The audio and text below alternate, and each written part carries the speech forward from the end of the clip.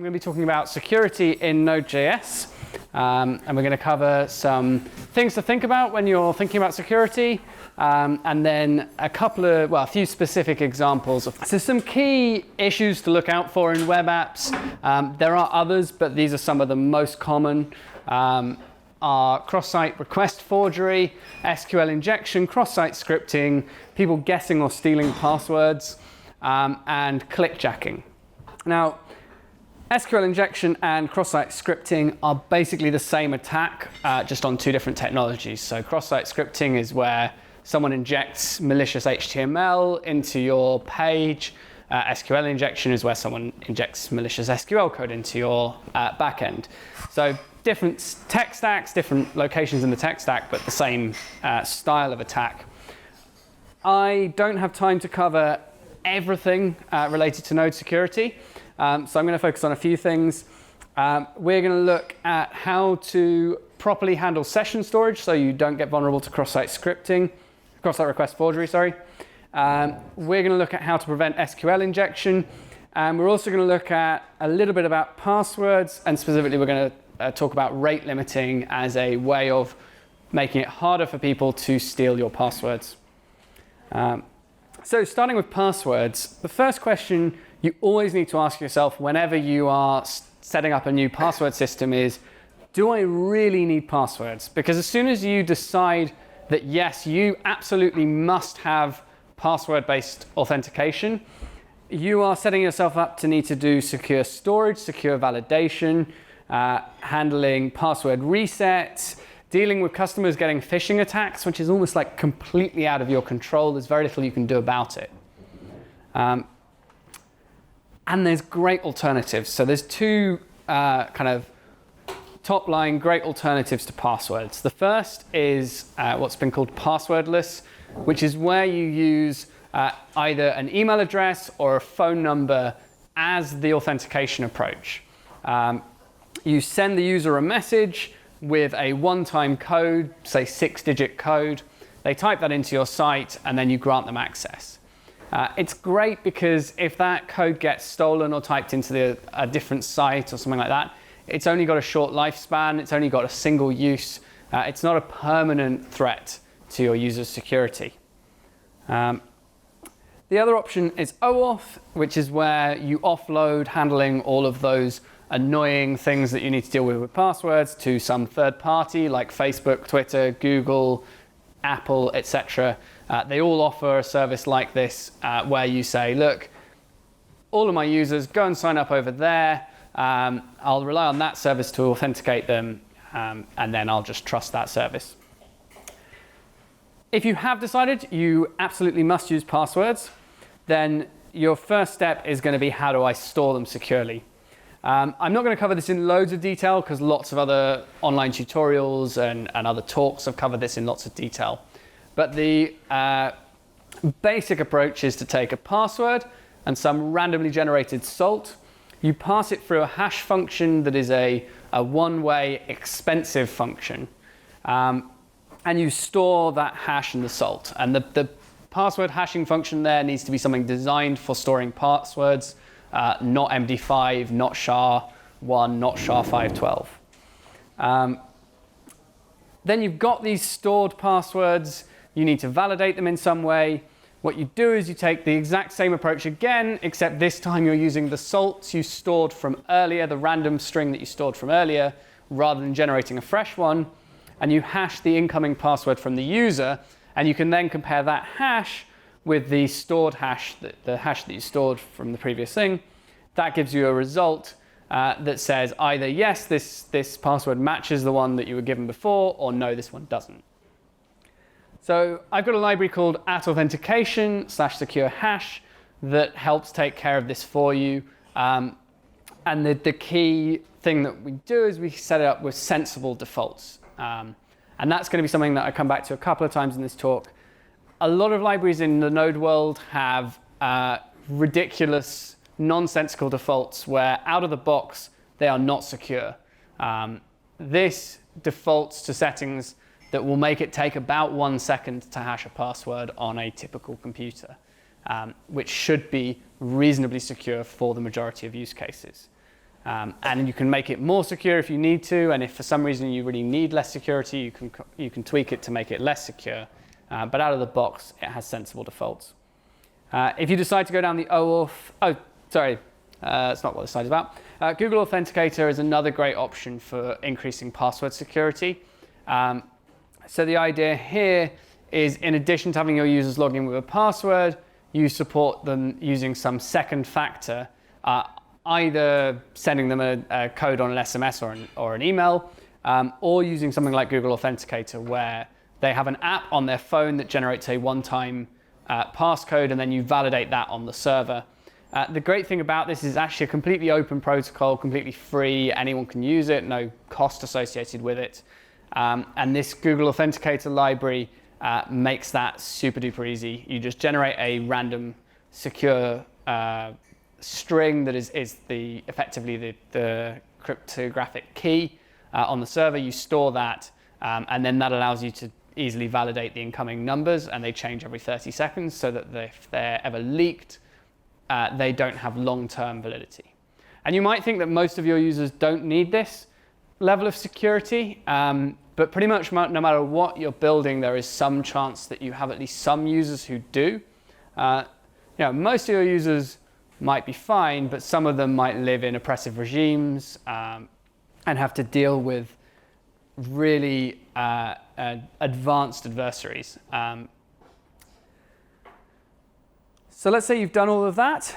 The next problem is, if you allow people to just keep attempting to guess the password, sooner or later someone will guess the correct password. So you need some way to limit the number of password attempts. Now, one option is to just put a hard limit on how many times someone can try each password for a given user. The problem with this is it makes it super easy for someone who's malicious to lock someone else out of their account. So we want to prevent that. We want to be able to make sure that a malicious user both struggles to make lots of attempts, so that at some point they aren't able to keep making more attempts at guessing the password, but also you want to make sure that both that a malicious user can't easily lock someone out of their account permanently, and also that an honest user who's just forgotten their password can keep trying until they figure out what their password is. So an alternative that works better is exponential delay. And then the thing about this is that in addition to taking longer with each password attempt, so the idea here is, it takes maybe a second for the first attempt, 2 seconds for the next attempt, 4 seconds for the next attempt. In addition to taking longer for each attempt, it also takes longer if you are trying to maliciously increase that delay. So for example, if we had 1 second for the delay for the first attempt, and then we double the delay with each attempt. So say we allow the first attempt goes through completely fine, it's then a 1 second delay before you can make a second attempt. And then we double the delay with each attempt.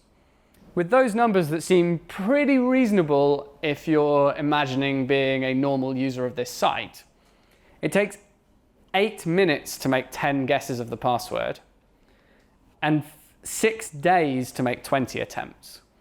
And that number scales like crazy. So the point at which you've made enough attempts to actually brute force that password, the universe has ended. There are some limits, though, to this exponential delay approach.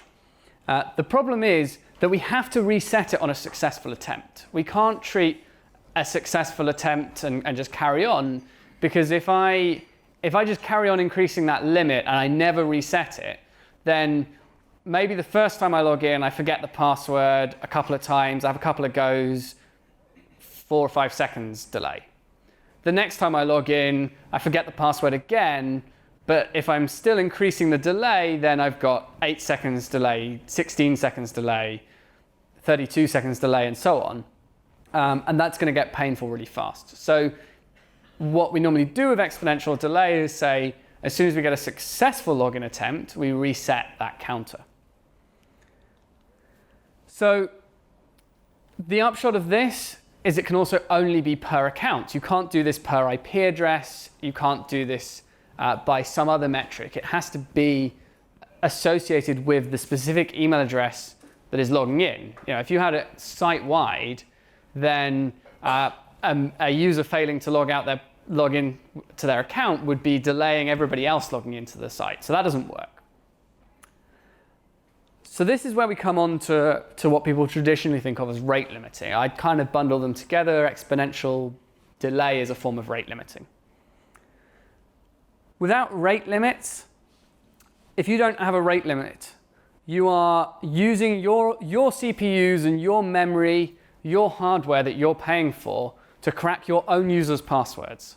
So someone else can go in and go, I reckon someone on this site will have been stupid enough to use the password.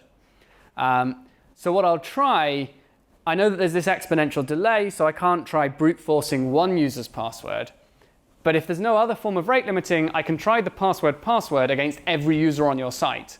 And it's up to your site then to do the hashing and verification, all the expensive work of checking that password. So you need some sort of rate limiting. The simplest and I'd say most commonly implemented, but also worst form of rate limiting is fixed window rate limiting, which is where you say you can make 10 requests per hour. And once you've made those 10 requests, I'll make you wait.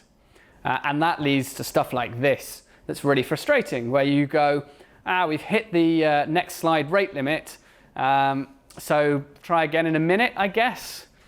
Not only is it frustrating because of that, it's also unfair. So if you happen to get there just before the window closes, you can make 10 requests and then just 1 second later make another 10 requests. But if you happen to arrive just as the window is starting, you make 10 requests and you then can't make any more requests for a whole hour. So a slightly fairer, but still rubbish approach is sliding window rate limiting. And this is where you say in any rolling hour-long period, the number of requests can't go over 10. But it has this problem. So one of the biggest problems with this is it forces us to keep track of every single request and when it happened. So if we want to implement this accurately, we have to keep a complete record of all of the requests that are within the last hour. And every time we want to know whether someone has hit the rate limit, we've got to count up all of those requests, see if there's one left available. So it's expensive in terms of storage, it's expensive in terms of computation, given that one of the core things we're trying to do is prevent someone abusing our servers and locking everyone out by eating up all of our CPU power. That's not really viable. Plus, it has most of the problems of the fixed window rate limiting in terms of being really frustrating when you're a legitimate user, but you accidentally use more than the expected number of requests in a certain amount of time. So a better approach is known as token bucket rate limiting, and this is the one I want to really focus on. So the idea behind this is this is also sometimes called leaky bucket rate limiting, which is a much more confusing metaphor, but if you see that referenced online, this is the same thing. So token bucket rate limiting. The idea is you start out with a bucket of tokens, and every time you want to perform an action, you have to take a token out of the bucket and feed it into the machine to make your request. And it starts off, you can keep making lots of requests until the bucket is empty. And once the bucket is empty, you can't make any more requests. You're rate limited. But to ensure that the bucket doesn't ever run out permanently, on some interval, there's a new token being added to the bucket, say once per second. And each time a new token is added, you can take the token out and make a request. Another one added, you can take the token again. And if you stop making requests for a while, the bucket will eventually fill up, at which point new tokens that try to get added will overflow and fall out of the bucket. The nice thing about this is, as a legitimate user, you're able to make a burst of requests for a while and not have any rate limiting. But if you go over that rate limit, then yes, you get rate limited, but only for the minimum amount of time before it's okay to make the next request. So as a malicious user, long term, you're only going to be able to make requests at the level of the interval. But as a legitimate user, you can have bursty traffic and generally not be waiting too long for the next request. Now, how am I doing for time? I've got a few slides on implementing this. I'm going to try and run through these very quickly. There's a lot of code, but the slides will definitely be available. So if you want to look at this in more detail, you can. So to implement token bucket rate limiting, the first thing we have is an update function. We take the number of counts that are currently that were in the bucket at some given timestamp in the past, and this timestamp could be in the past or in the future, and the settings for the bucket, which are the interval at which a token gets added and the bucket's capacity. We figure out how many tokens should have been added to the bucket since the timestamp at which we knew how many tokens were in the bucket, which gives us the new token count, which is the minimum of the maximum capacity and the old quantity of tokens in the bucket plus the increase.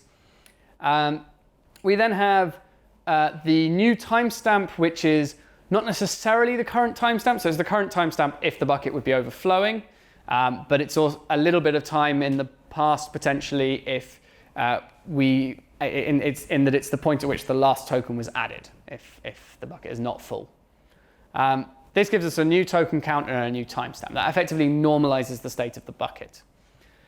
We then have a function to take a token from a bucket that first calls our update bucket state to add any more tokens that should have been added to the bucket since we last took a token. And then if the token count is greater than 0 and the timestamp is in the past, then we can take a token out and not change the timestamp. And in this situation, the request can happen immediately. If the token count is 0, then we can keep the token count at 0 and increment the timestamp by the interval, effectively set the timestamp to a time in the future when the number of tokens will be 0.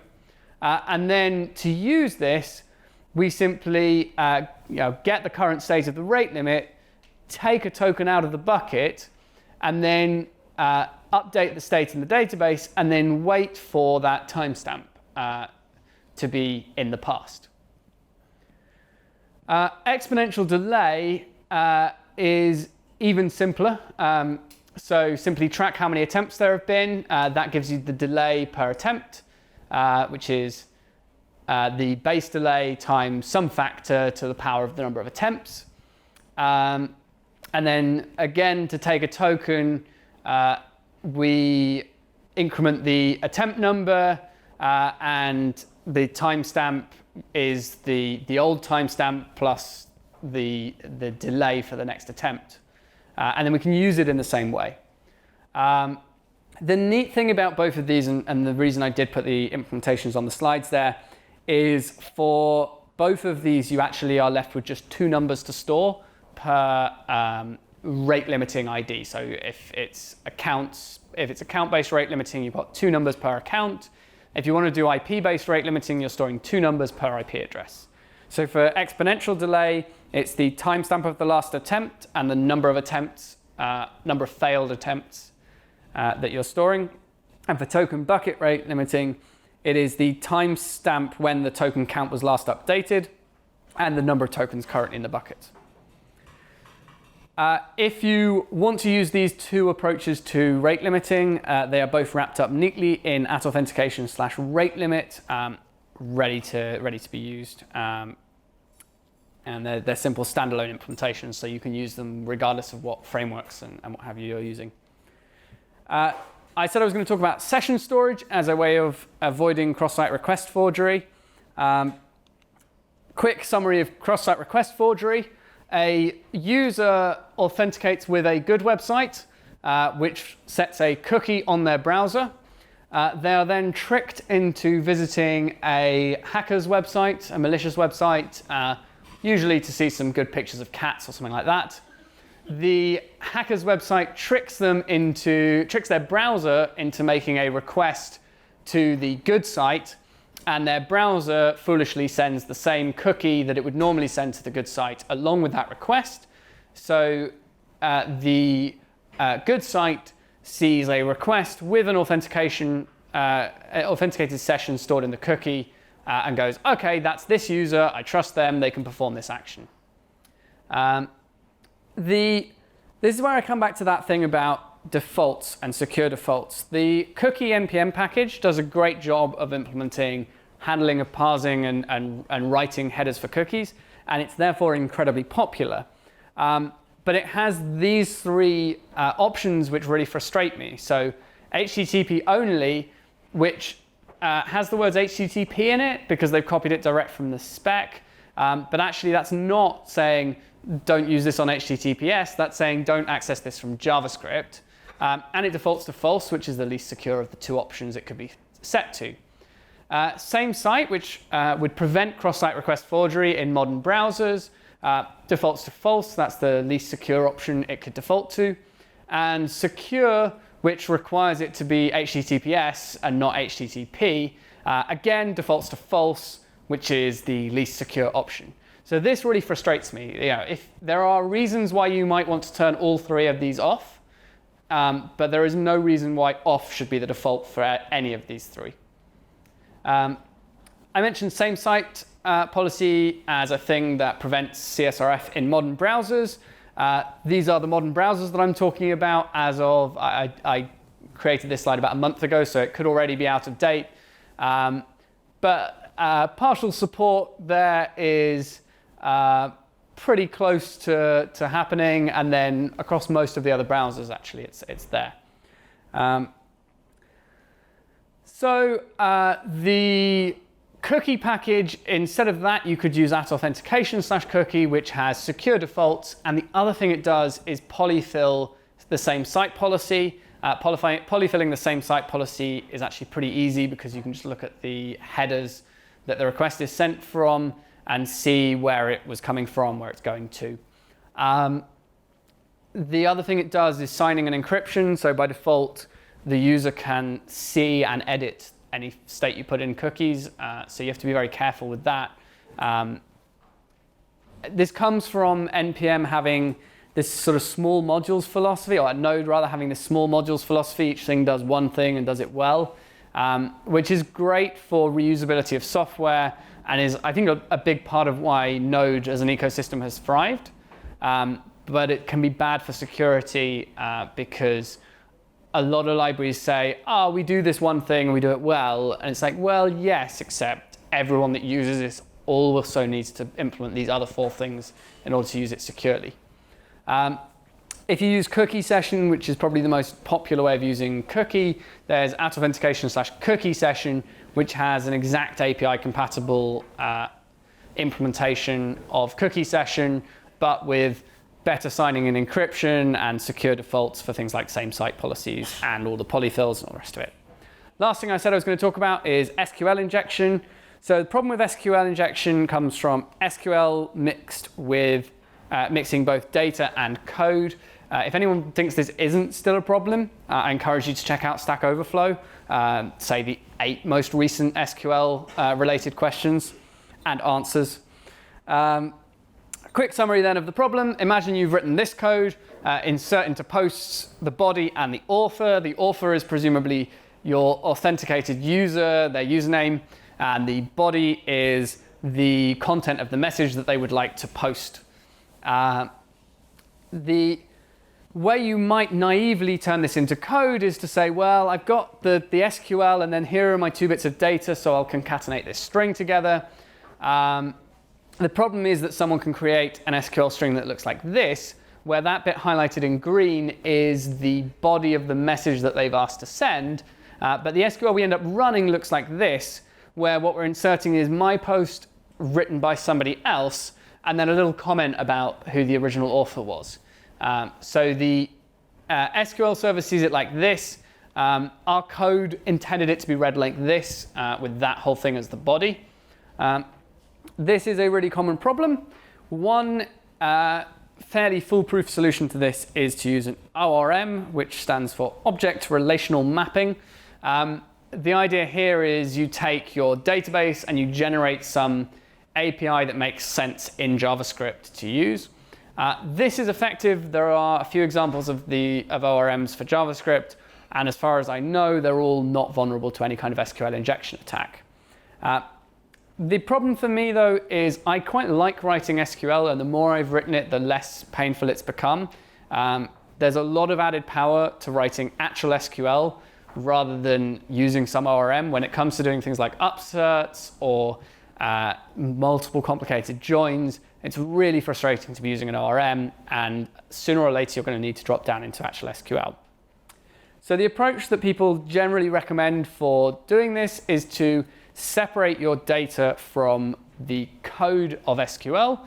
So replacing the place where my parameters are with 2 question marks. And then in the actual JavaScript, this would look something like this, where I query and I pass in a string that is just the SQL, and an array, which is my 2 parameters, the body and the author.